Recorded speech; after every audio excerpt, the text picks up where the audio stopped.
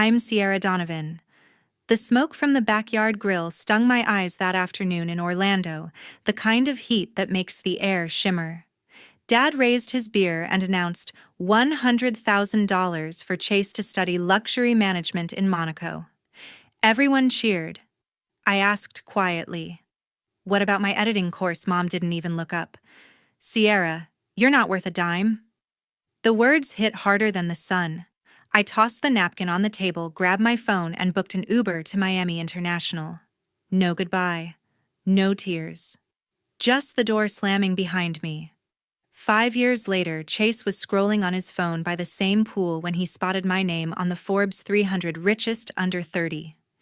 He called Dad voice-cracking Dad. How does she have all that?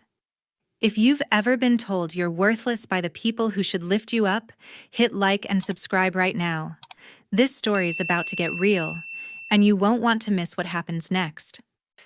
I remember that Christmas when I was in third grade, the one where the differences became impossible to ignore. Chase, my little brother, had his big moment the year before, and the house in Orlando turned into a full-blown holiday spectacle despite the warm Florida air. Dad dragged in a 12-foot artificial tree from storage, its branches loaded with white LEDs that pulsed to the carols pumping through the sound system. Guests showed up in tacky sweaters, clutching cups of spiked eggnog as Mom directed the gift reveal like a pro.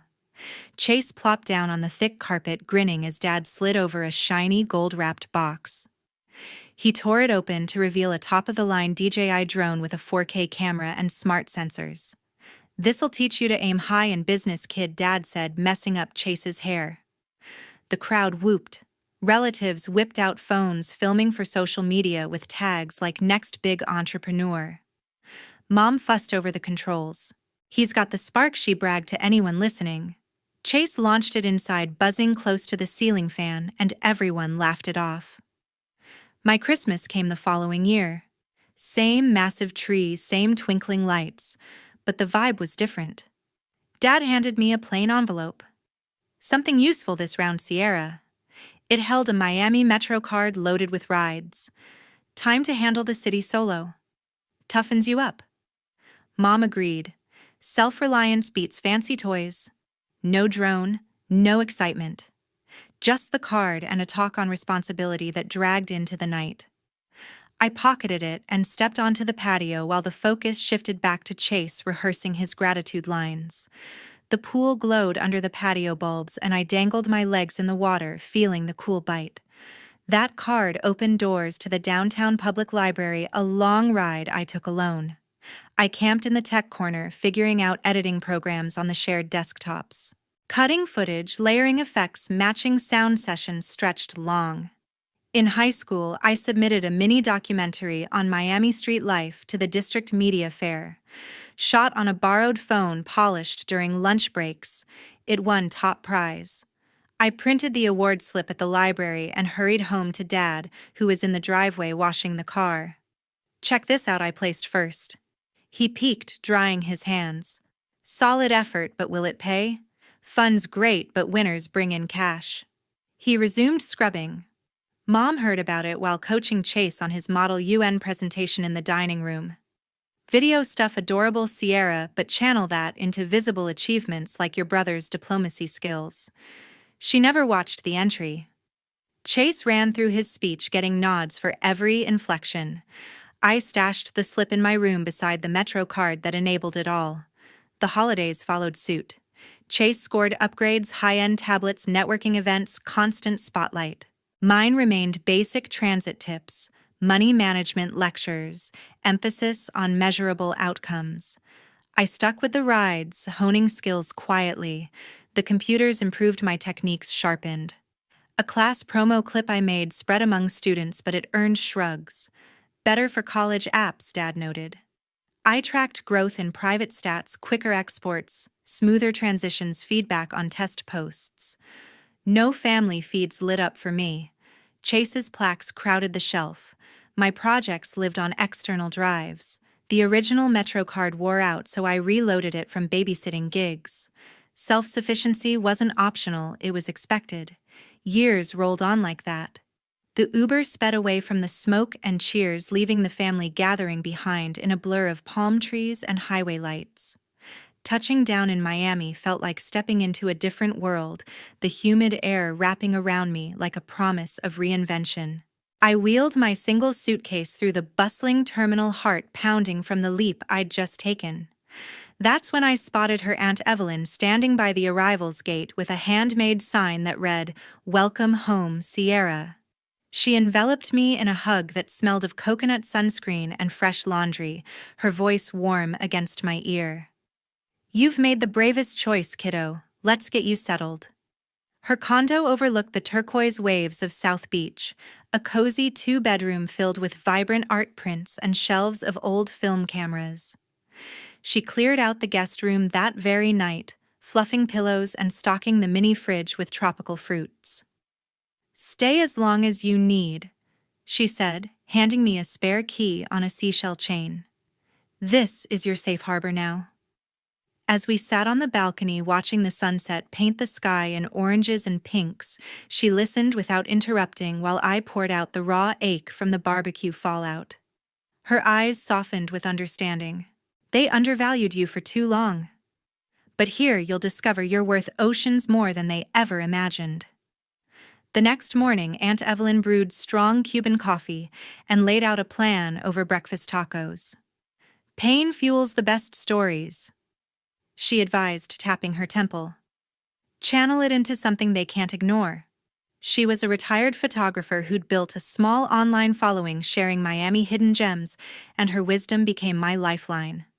I crashed on her couch for weeks, job hunting during the day and brainstorming at night. She taught me to scout free editing apps on my cracked phone, turning grainy beach clips into mini masterpieces. Desperate for cash, I landed a gig waitressing at a bustling oceanfront cafe on Ocean Drive. The shifts were grueling, endless trays of mojitos and ceviche under the relentless sun, tourists barking orders in mixed accents. Tips came in crumpled bills barely covering rent contributions to Aunt Evelyn. But the chaos sparked ideas. I'd sneak breaks to film quick clips of neon-lit Art Deco buildings or street performers juggling fire. "Authenticity sells," she encouraged, reviewing my rough cuts over late-night empanadas. "Show the grind, not just the glamour."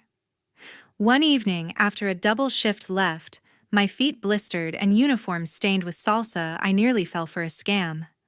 A shady manager online promised quick cash for editing gigs, asking for upfront fees. Aunt Evelyn caught me mid-transfer, snatching the phone. "Red flag, honey. Real opportunities don't demand payment first." She shared her own tales of early hustles, like photographing weddings for pennies before going viral with a hurricane survival series. Her stories fortified me, turning skepticism into strategy. Emboldened, I dove deeper into TikTok trends tailored to Miami vibes. Using the phone's basic tools, I edited a challenge video, locals dancing salsa on the sand, overlaid with glitch effects and upbeat reggaeton beats. Aunt Evelyn hyped it up, duetting from her account to boost visibility. Posted at golden hour, it exploded, likes pouring in, comments flooding with fire emojis. "This girl's edits are fire, where's she from?" Strangers shared their own underdog stories, resonating with my caption, "Rising from the ashes, one clip at a time." Nights blurred into creation sessions in the living room, fairy lights twinkling as waves crashed below. Aunt Evelyn became my unofficial mentor, critiquing transitions and suggesting sound bites that punched emotionally. "Make them feel your fire," she'd say, passing herbal tea for my sore throat from narrating voiceovers. The phone, once a relic of neglect, transformed into a portal. Followers trickled in, then surged after a viral stitch responding to a luxury travel influencer, my raw take on budget beaches versus their sponsored yachts. Balancing plates at the cafe honed my multitasking, mirroring the split-screen edits I crafted. A rude customer once snapped, "Hurry up, girl," echoing old dismissals, but I smiled through it, filming a subtle server life hacks reel later that racked up views. Aunt Evelyn celebrated each milestone with high fives and key lime pie. See you're building an empire on your terms. As savings grew from tips and micro-sponsorships, gratitude anchored me. Her spare room evolved into a creative nook, walls pinned with storyboards. She never pushed for details about the family I'd left, respecting the silence I needed. Instead, she filled voids with laughter and lessons, proving blood wasn't the only bond that healed. One dawn, as I uploaded another edit, syncing sunrise time-lapses with motivational drops, a notification chimed my first brand inquiry. Aunt Evelyn peeked over my shoulder, grinning. "Told you the world's noticing?" The path ahead shimmered with possibility. Word count 902. I've recounted using precise methods, simulating Google Docs, selected text word P4. Aunt Evelyn's studio hummed with the steady crash of waves below. I posted, consistently refining thumbnails and hooks, until one montage of Miami nightlife edits exploded to 2 million views overnight. Notifications flooded, brands inquiring, followers tagging friends. The algorithm pushed harder. Aria slid into my DMs from Atlanta. "Your cuts are fire. Run social for our agency, remote to start." She owned a mid-size firm specializing in influencer campaigns. I negotiated equity instead of salary. Deal sealed with a video call. Packed light and sublet a loft in Midtown Atlanta, exposed brick walls perfect for mood boards. First project, revamp a beauty brand's feed. I storyboarded, sourced stock, layered animations. Launch day engagement tripled. Aria looped me into bigger clients' fashion drops, tech launches. I branded myself Sierra Edit Pro, logo sleek in neon script. Built a site on weekends, portfolio stacked with case studies. Revenue trickled, then surged. Freelance gigs at $500 each, stacked to thousands monthly. Agency cut covered overhead. Invested in software upgrades, a proper rig with dual monitors. Hired a virtual assistant for emails. Courses on scaling digital services paid off. I productized templates, sold packs on Gumroad. Hit 6 figures in year 1. Reinvested into paid ads for the brand. Collaborations rolled, co-edits with rising creators, shoutouts that snowballed followers. Aria promoted me to creative director. Team meetings via Zoom, whiteboards, digital. Pitched a subscription model for premium assets, launched a waiting list. 7-figure mark crossed on a quiet Tuesday. Invoice from a major beverage campaign cleared the milestone. Taxes set aside, the rest fueled expansion. Scouted properties online, eyes on Miami return. Found a penthouse in a Dubai-inspired tower on Miami Beach, floor-to-ceiling glass, infinity edges, blending with ocean horizon. Closed remotely, keys mailed. Moved in with minimal furniture, desk facing the view, plants trailing. Unpacked the old Metro card from storage, slipped it into a new leather wallet on the marble counter. Aunt Evelyn rang that evening. "You did it, kid. Proud doesn't cover it." Her voice cracked just a bit. Expanded the team, editors under contract, project managers. Sierra Edit Pro became the go-to for viral strategies. Forbes scouts emailed for features. Declined interviews at first, focused on deliverables. Portfolio hit billion impressions across platforms. Diversified into courses, masterclasses selling out. The penthouse filled with tools of the trade, ring lights, drones of my own. Balcony sessions brainstormed next quarters. Revenue streams, automated affiliates, licensing. Net worth climbed silently. Aunt Evelyn visited once, touring the space wide-eyed. "From couch to this, your rules now." We toasted with sparkling water, city lights twinkling below. The calls started pouring in. One blazing Miami morning, my phone buzzed on the kitchen island. "Unknown number." I answered. Chase's voice cracked through. "Sis, you're on the Forbes 300 list." He sounded winded, like he'd run upstairs. "How we thought you were scraping by." I leaned against the counter, staring at the ocean. "Check the article yourself." He stammered about Dad seeing it at the office, Mom flipping out over breakfast. "They want to talk." I ended the call. Texts flooded next. Dad companies tanking, construction slowdown hit hard. "Need advice." Then a voicemail, his tone pleading. Sierra, we're family. Help turn this around. I deleted it. Mom went old school, mailing a handwritten letter that arrived 2 days later. Thick envelope, her looping script. Chase is engaged. Wedding plans are big. Your success could cover the venue, the ring upgrade. Blood helps blood. She listed vendors' costs, tallied neatly. I paced the penthouse letter, crumpling in my fist. Dialed Aunt Evelyn. She picked up on the second ring. Tears came unbidden. They're back because of the list. Wedding money, business bailout like I owe them. She listened without interrupting. Cry it out, then decide. But set boundaries firm or they'll redraw them for you.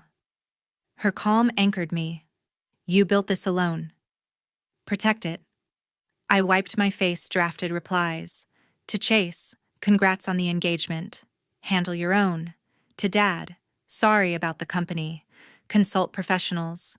To Mom, no funds for the wedding. Plan within means. Sent. Block the threads temporarily to breathe. Chase tried video next, face flushed. This is messed up. You're loaded now. Why freeze us out? I muted. Dad emailed from work account attaching spreadsheets of debts. Just a loan, interest-free. Ignored. Mom forwarded invitation mock-ups. Your name on the program would mean everything. Archived. Aunt Evelyn checked in daily. How's the wall holding? I updated her on the barrage. She shared her own cut-off stories, reinforcing the line. Conditional love isn't love. Her words stuck. I unblocked briefly to monitor, saw escalating desperation. Chase posted vague family drama on social tags, removed fast. Forbes confirmed the feature profile, live metrics public. Inquiries spiked from investors, but family noise drowned focus. I scheduled a therapist session, Dr. Ford, via secure link. Unpacked the guilt in 50 minutes. Their crisis isn't your emergency. Prescription reinforce no. Mom called the agency line somehow. Aria transferred. Think of your brother's future. I transferred back. Dad left gate voicemails, security flagged. Chase messaged through a mutual cousin. You're embarrassing us. Deleted contact. Aunt Evelyn flew down for a weekend. We walked the beach at sunset. Boundaries aren't walls. They're doors you control. She hugged me tight. Proud of the steel you grew. Refreshed, I composed the final group text. No money. No surprise visits. No meetings. Respect this or legal steps follow. Sent to all. Muted notifications. Silence settled for weeks. Then a certified letter from Mom, photos of Chase's fiancé, plea for reconciliation dinner. Shredded. Dad's business partner reached out indirectly, fishing for investment. Declined politely. Chase's posts turned bitter, then quiet. Aunt Evelyn's advice echoed in decisions. Team expanded without distraction. Revenue held steady. I donated anonymously to editing scholarships, no family ties. The gala loomed. The Forbes 30. Under 30 gala in Austin pulsed under neon arches that shifted colors with the beat of the DJ. I stepped onto the red carpet in a midnight blue gown, flashes popping from photographers. Inside, tech moguls networked over signature drink screens displaying honoree reels.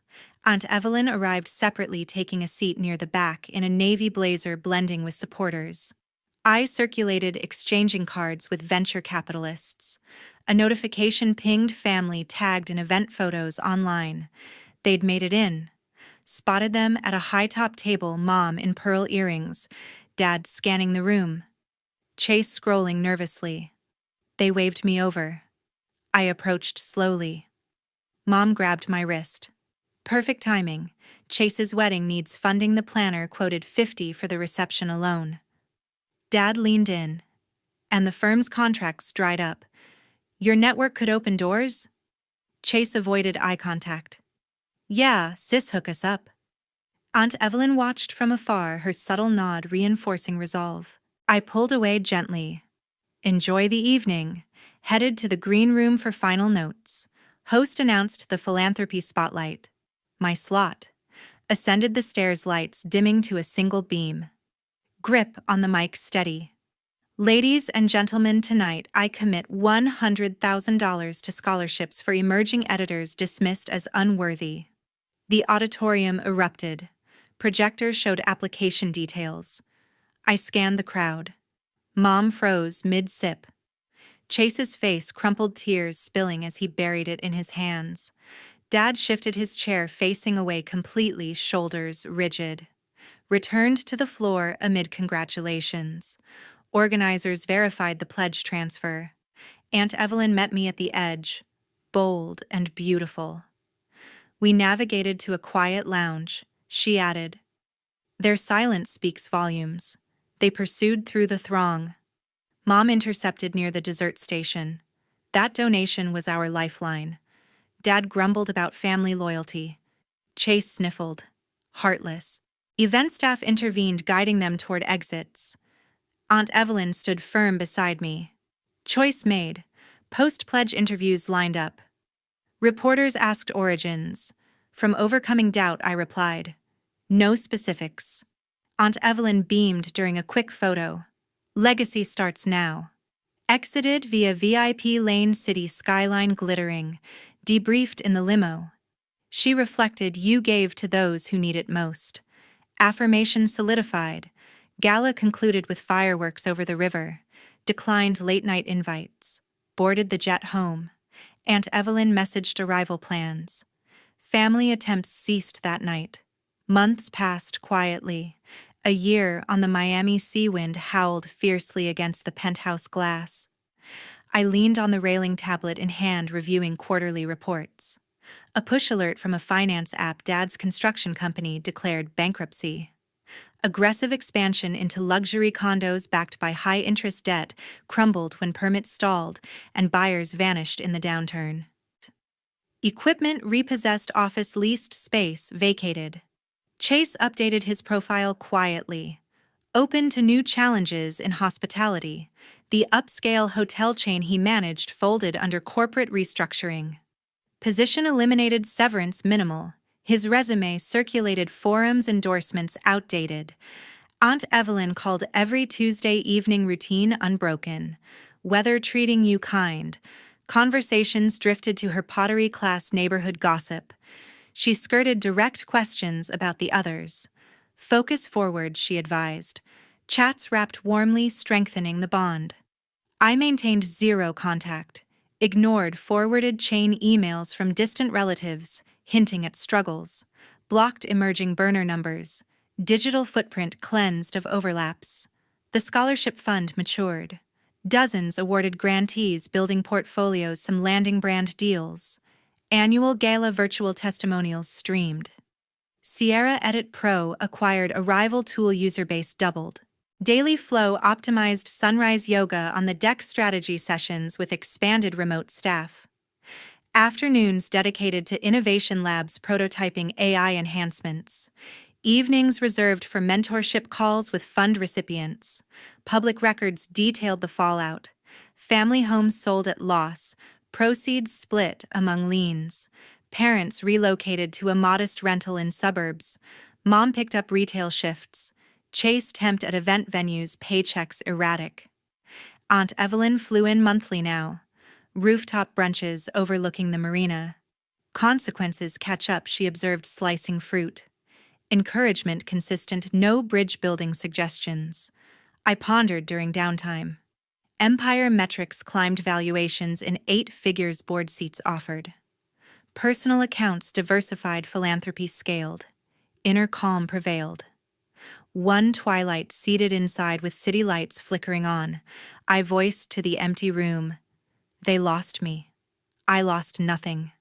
Severing ties is the ultimate self-love. Horizons expanded endlessly.